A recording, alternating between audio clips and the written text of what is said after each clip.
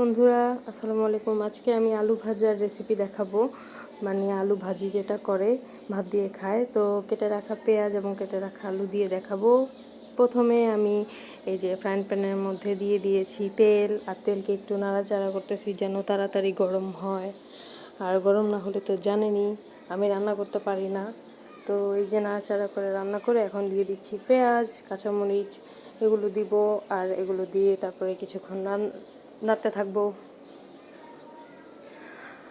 আর নাড়াচাড়া করার পরে দেখবো হলুদ হয়ে গেছে।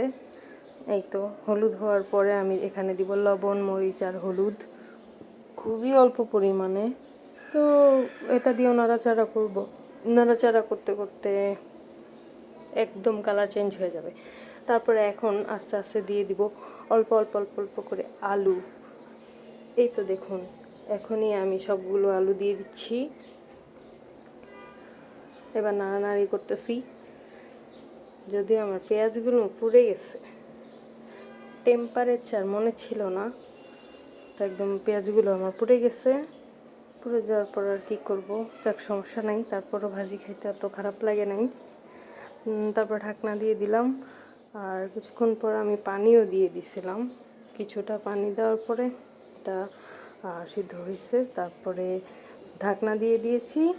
তারপরে এই তো হয়ে গেল আমার আলু ভাজি। আপনারাও ট্রাই করুন বাসায়। ধন্যবাদ।